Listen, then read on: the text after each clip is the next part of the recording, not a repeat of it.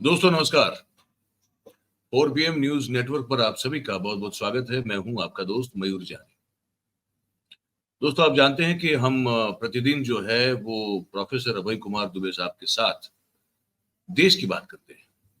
वो मुद्दे जो कि बहुत ही करंट अफेयर्स में हमारे लिए जो है समझना जानना बहुत जरूरी हो, जो इस देश की राजनीति और सामाजिक ताने बाने से जुड़े हुए हो, और उस पर प्रोफेसर अभय कुमार दुबे साहब की उनका जो आकलन है वो क्या है वो आप तक पहुंचाने की पूरी कोशिश करते हैं। तो आज भी करेंगे।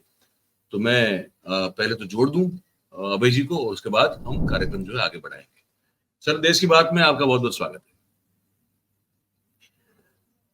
सर, आज दोपहर को एक बड़ी विचित्र घटना हुई, मुझे लगा आज उस पर बात करनी चाहिए सबसे पहले तो आपके साथ।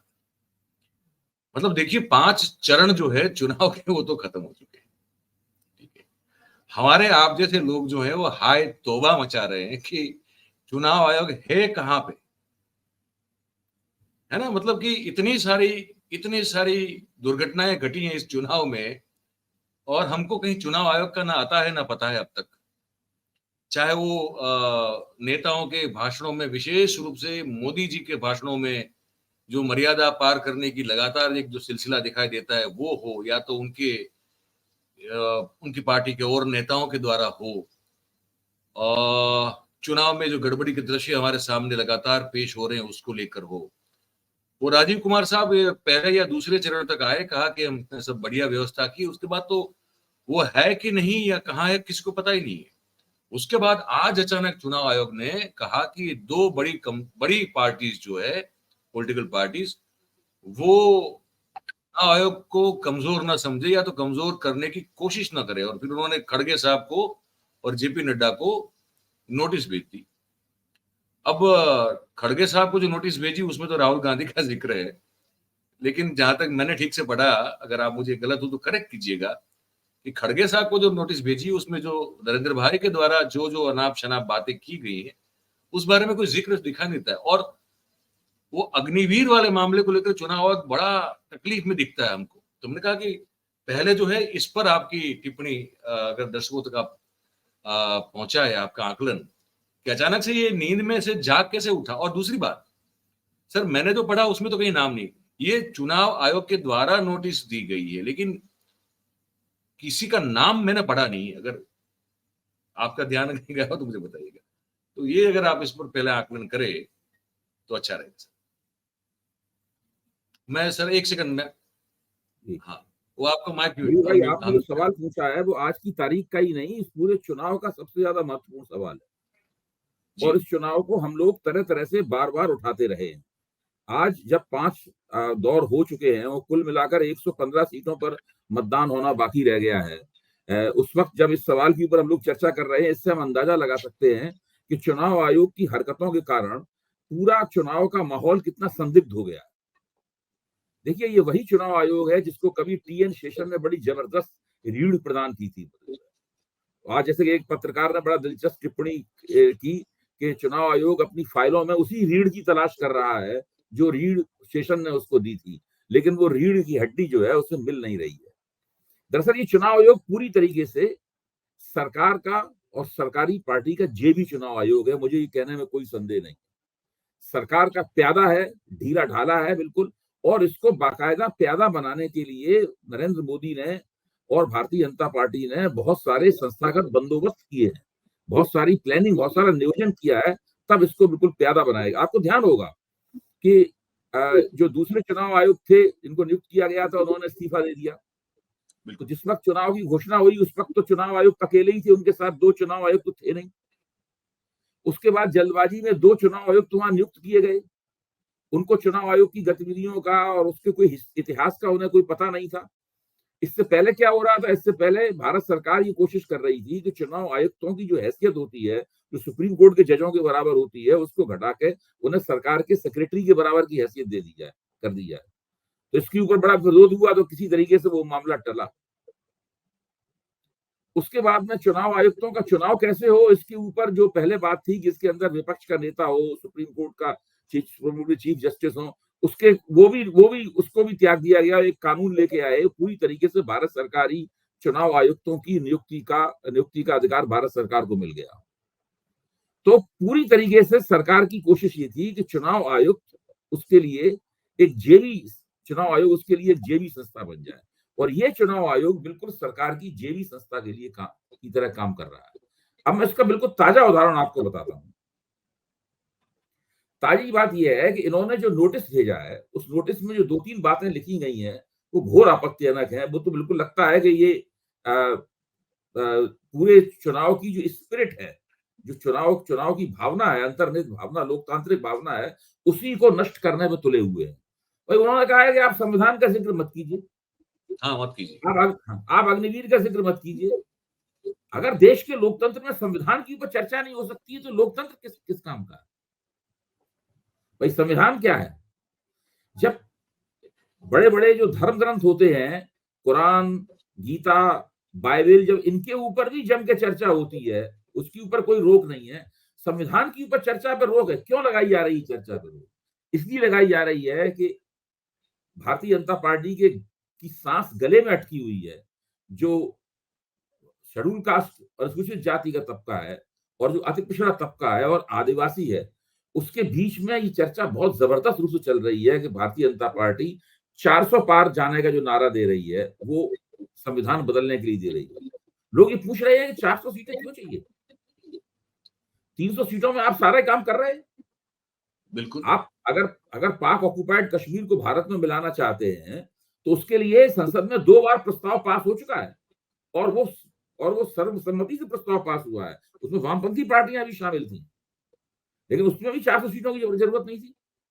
आपको 400 क्यों चाहिए, लोग पूछ रहे हैं, और खासतौर से दलित पूछ रहे हैं, पिछड़े पूछ रहे हैं, और आदिवासी पूछ रहे हैं। 400, उनका मानना यह है कि 400 इसलिए चाहिए आपको क्योंकि आप संविधान को बदलना चाहते हैं, आरक्षण के साथ कुछ छेड़छाड़ करना चाहते हैं, उसको कमजोर करना चाहते हैं। कुछ ना कुछ आपके दिमाग में कुछ दूषित विचार हैं, जिनको उतारने के लिए धरती पर आपको 400 पार चाहिए।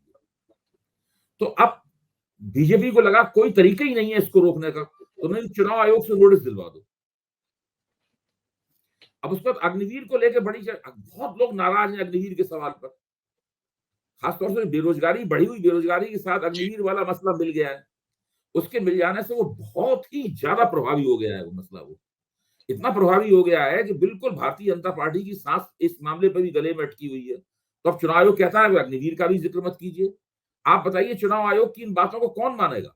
कोई इन चुनाव आयोग की बातों को नहीं मानेगा। अगर चुनाव आयोग जरा भी ईमानदार होता, तो प्रधानमंत्री बांसवाड़ा की सभा के बाद से लगातार जो नफरती भाषण दे रहे हैं, नफरती तकरीरें दे रहे हैं, तो चुनाव आयोग उनके ऊपर रोक लगाता। लेकिन चुनाव आयोग ने ऐसा कुछ भी नहीं किया। प्रधानमंत्री रोज दे रहे हैं नफरती भाषण, नियमित रूप से।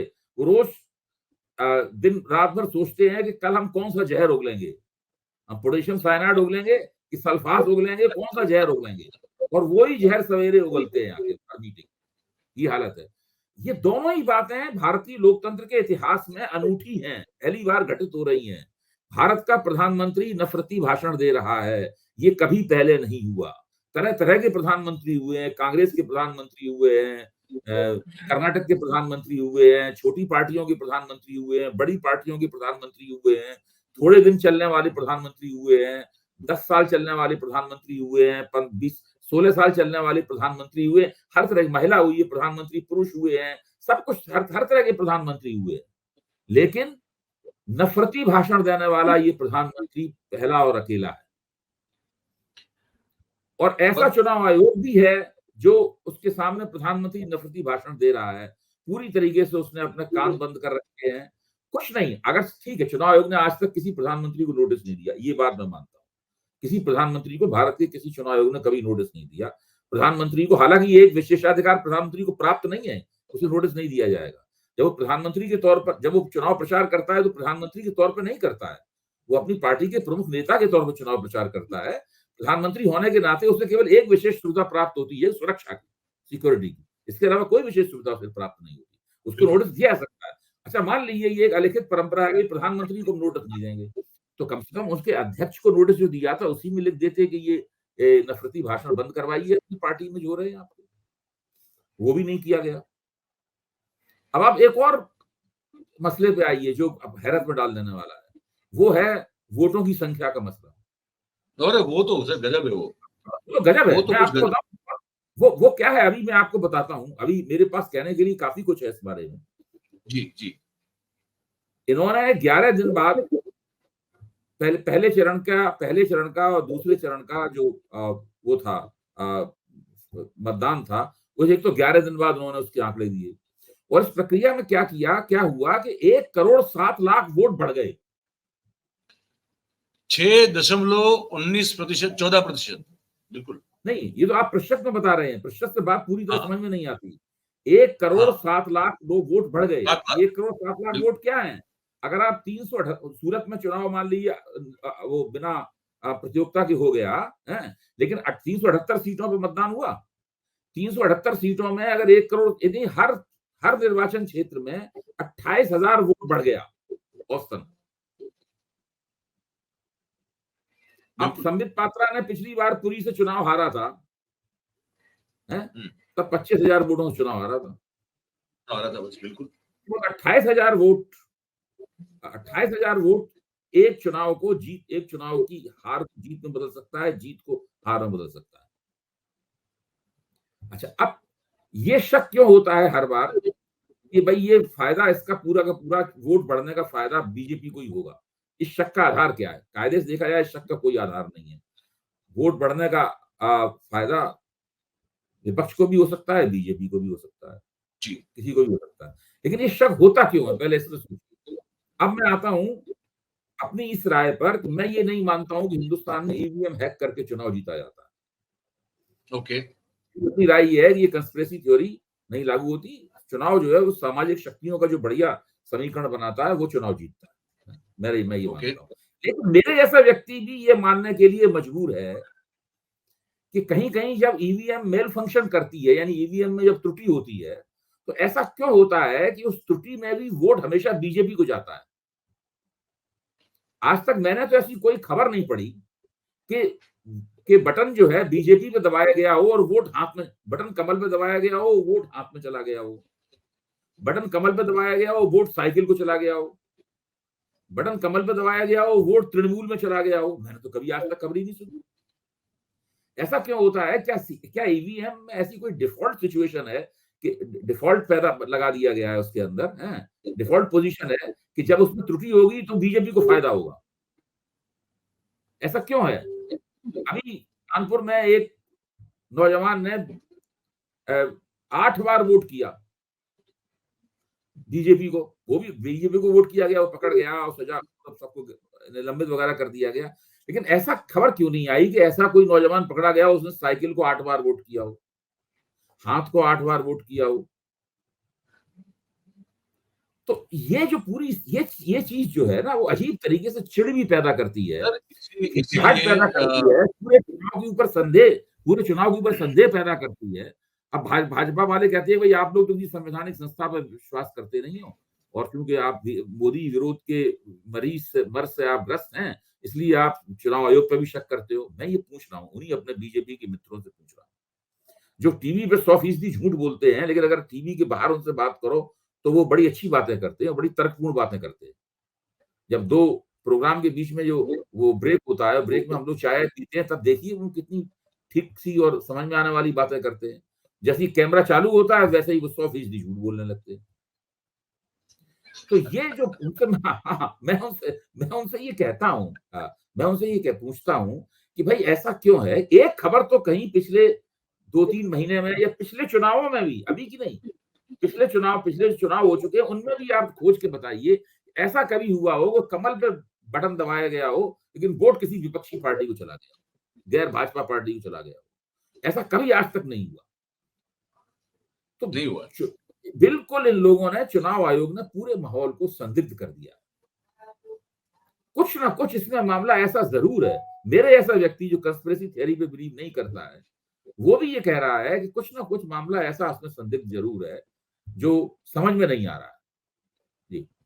सर, वो आप तो जानते हैं कि मैं तो लगातार, जब मैं मतलब मुझे यकीन भी नहीं था कि मैं बात कहूंगा तो कोई मानेगा नहीं मानेगा, हम लोग 4PM पे लगातार इस चीज को जो है काफी अरसे से उठा रहे हैं कि कुछ है गड़बड़, कि मशीन या मशीनरी दोनों को मिला के या तो अलग अलग, लेकिन कुछ है दुरुपयोग का बड़ा मामला है। और वो हमने तो बहुत करीब से देखा था गुजरात चुनाव में, तो इसलिए तब से मैं बिल्कुल दृढ़ रूप से मानने लगा था और इसलिए ये कर रहे थे। और आपने भी कहा कि आप जैसा व्यक्ति जो इस चीज में नहीं मानता है, लेकिन आपको भी मन में सवाल हो रहे हैं कि ये कैसे हो सकता है कि अब इसमें कोई लोगों के पंजे मन में सवाल ही हो रहे हैं कि 1,07,00,000 वोट जो बाद में बढ़ गया है, ये किसके जी, पक्ष में जाएगा? किसके पक्ष में जाएगा? भाई, और तरीका अच्छा, क्या है? तरीका ये है एस वाई कुरैशी कह चुके हैं कि सुबह मतदान के दूसरे दिन सुबह 7 बजे तक तो फाइनल वोटिंग फिगर आ ही जाते हैं, जो इसको आ ही सबमिट जाता करने होते हैं है। मैं आपको। ये जानना चाहता हूँ कि भाई जब जैसे मान लीजिए 7:30 बजे तक या 8 बजे तक आखिरी वोट पड़ गया, तो तमाम पार्टियों के जो वहां पे लोग एजेंट होते हैं उनको बुला के उनके सामने जो पीठासीन अधिकारी होता है पोलिंग बूथ पे, वो उस मशीन को सील कर देता है। बिल्कुल, मशीन सील हो गई, तकनीकी रूप से उस मशीन में दोबारा वोट नहीं डाला जा सकता उसमें। नहीं, और वोट तो ये इतने बढ़ गए। अच्छा, उसी वक्त एक कागज के ऊपर उस मशीन में कितने वोट डाले गए उनकी संख्या सामने होती है, उस पर सबके साइन करा लिए बिल्कुल, जाते हैं और वो कागज जो है उसको तुरंत चुनाव आयोग के केंद्रीय कार्यालय में भेज दिया जाता है उसको। बिल्कुल, तो वो तो रात में ही आ जाते हैं सब कागज। इनका काम तो सवेरे उन कागजों को जोड़ करके बता देना है, बस केवल। बस, बस वही है। अब उसमें क्या गड़बड़ी है भाई? क्यों गड़बड़ी होनी चाहिए? तो बढ़ते हैं सर, 11-11 दिन तक वोट बढ़ते रहते हैं, क्या करें? पड़े-पड़े बढ़ते नहीं हैं। नहीं बहुत जैसे नहीं नहीं एफडी इसमें फिक्स फिर है डिपॉजिट में और पैसे बढ़ते हैं, वैसे ये वोट भी बढ़ते हैं। चुनाव आयोग प्रेस कॉन्फ्रेंस नहीं कर रहा। पर ठीक कहा, चुनाव आयोग तो गायब है, प्रेस कॉन्फ्रेंस नहीं कर रहा है, कुछ बता नहीं रहा है उसको। तुरंत इस देर का बिल्कुल सिलसिलेवार जो है वर्णन, ये बताना कि साहब वो 2019 में भी हमने 3 दिन बाद दिया था, 4 दिन बाद, ये बिल्कुल बकवास है। 3 दिन बाद अगर उस वक्त दिया था तो वो भी गलत था। आपको अगले दिन सब बताना चाहिए पूरा का पूरा, और सही सही। उसके बाद उस फिगर में, उस आंकड़े में परिवर्तन नहीं होना चाहिए। सर एक सवाल पूछना चाहता हूँ मैं, बड़ा मतलब लग सकता है दर्शकों को कि मैं मजाक कर रहा हूँ, मैं मजाक नहीं कर रहा हूँ। मैं बड़ा गंभीर सवाल पूछना चाहता हूँ। प्रधानमंत्री का आज का सुना आपने? आपने सुना ही होगा। अब वो कह रहे हैं कि कांग्रेस आपके घर का नल का कनेक्शन काट देगी। अब वो सुन के हंसी आती है, क्या करे? पर वो एक्चुअली ये पीड़ादायक बात है पूरी, दूध में, कि ये नहीं देश सुना आपने, दूध में नींबू डाल देगी? नींबू डाल देगी दूध में, फ्रीज खोल के दूध में नींबू डाल देगी। दूध में नींबू डाल देगी। मतलब मतलब ये क्या करना चाहते हैं ये? प्रधानमंत्री कपिल के शर्मा को तो प्रधानमंत्री के मीम बन रहे हैं, उनके मजाक बन रहे हैं कि ये आदमी, ये वायदा पहले कहता था कि मैं देश नहीं बिकने दूंगा, अब कह रहा है मैं भैंस नहीं बिकने दूंगा। मतलब क्या कह रहा है ये? हाँ, तो मैं ये आपसे समझना चाहता हूँ, हम्म। ये आपको लगता है कि अपने सेंसिस में है अभी, जो एक मेंटल? मुझे तो लगता है कि अगर इसके पीछे कोई डिजाइन है, तो मैं पहले भी कह चुका हूं, अगर इस तरह के वक्तव्यों के पीछे कोई डिजाइन है, मतलब कोई इसके पीछे कोई दांव है इसके पीछे, तो वो यही है कि इस तरह की बातें करो ताकि लोग महंगाई बेरोजगारी के सवाल पे सोच ना पाए, उसके ऊपर बहस ना होने पाए। महंगाई बेरोजगारी के सवाल पे प्रधानमंत्री की इसी चटपटी गर्मा गर्म जायकेदार और अजीबोगरीब किस्म की बातों के ऊपर ही चर्चा होती रहे। एकमात्र दांव यही लगता है। मतलब इतनी हंसी तो अभी स्टैंड अप कॉमेडियन के को देख के सुन के भी नहीं आती है सर। मतलब और करुणा भी, और देश की जनता और देश की स्थिति पर मन में करुणा भी उत्पन्न होती है, पीड़ा भी होती है कि ये मतलब ऐसा प्रधानमंत्री कैसे हो सकता है हमारा? वो कहता है, वो आपने वो भी देखा होगा, सुना होगा कि वो रूबी का लियाकत जी को कहता है कि मुझे लगता है कि अब जब माँ नहीं है तो मुझे लगता है कि शायद मैं बायोलॉजिकल ऊर्जा मुझ में है ही नहीं, मुझे कहीं कहीं मतलब कि मैं, मतलब तो यही निकलता है कि मैं तो कहीं भेजा गया हूं, मेरा तो जन्म हुआ ही नहीं। क्या ये सब क्या है सर? ये आप कहते हैं कि चलिए डिजाइन हो सकती है, ये डिजाइन चलती हुई नजर आ रही है क्या आपको? अगर मान ले डिजाइन है तो इस तरह के बयान, इस तरह की बातें, इस तरह के भावुक नहीं हो मुझे जाना। नहीं नहीं ये एक शक होता है कि शायद ये इनके दिमाग में एक जो सुसंगत और तर्क संगत बातें करने की जो क्षमता होती है, वो किसी तरीके से वो क्षमता कम हो गई है। ये तो एक इसका एक शक होता ही है इस बात के ऊपर। लेकिन मैं इन लोगों को बहुत ही चालाक भी मानता हूँ। मैं मानता हूँ जी, कि ये लोग बहुत ही चालाक हैं और इनके हर काम के पीछे कोई कोई ना कोई डिजाइन होती है। आपने देखा होगा कि इसी पहले 400 पार कहते थे, फिर ये डर गए, लगा 400 पार का नारा हमारे खिलाफ जा रहा है, इन्होंने 400 पार कहना बंद कर दिया। अब उन्होंने फिर 400 पार कहना शुरू कर दिया। शुरू किया अभी। हाँ, शुरू किया है, क्योंकि पहले बीच में बिल्कुल नहीं बंद कर दिया था इन्होंने। तो अब वो इसलिए कहा कि विपक्ष कहने लगा कि हमारी भाई 350 सीटें आ रही हैं, तब इन्होंने 400 पार कहना शुरू किया है। तो ये सब इन लोगों की एक डिजाइन होती है, हर चीज के पीछे कोई ना कोई इनके डिजाइन है। इस तरह की बातें करने के पीछे भी कोई ना कोई डिजाइन है इनके पीछे, और उस डिजाइन को समझने के लिए हम लोगों को दिमाग खपाना चाहिए। मुझे नहीं लगता कि ये लोग जो है बेभूल हैं, हो गए हैं, या कुछ परेशानी की वजह से इनका दिमाग पटरी से उतर गया है और इस प्रकार की बातें कर रहे हैं। ऐसी बात नहीं है, इस चीज के पीछे भी कोई ना कोई हथकंडा है, भले ही हम ना समझ पा रहे हो, लेकिन ये भी एक युक्ति है।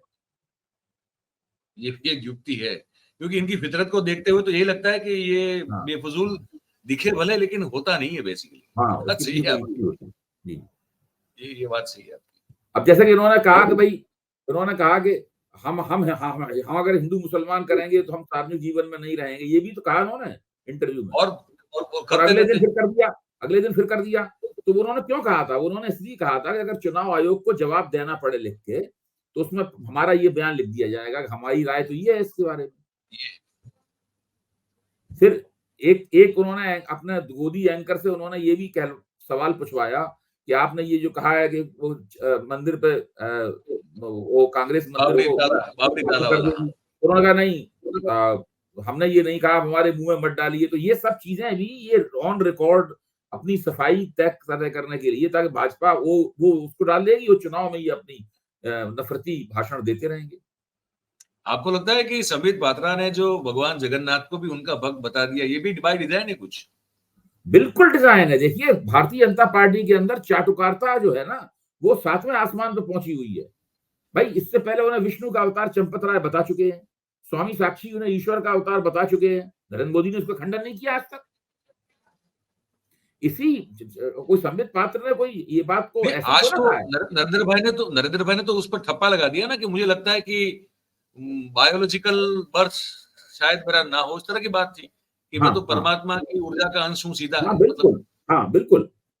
ये सब इस तरह की बातें कर रहे हैं। संबित पात्र ने जो कहा ना, भगवान जगन्नाथ भी इनके भक्त हैं, मतलब। तो ये तो बाद में उसकी समझ में आया कि हमसे गलती हो गई, हम चुनाव हार सकते हैं, तो इसलिए अब वो तथाकथित नाटक कर रहा है उसका, उपवास हाँ, उपवास कर रहे हैं।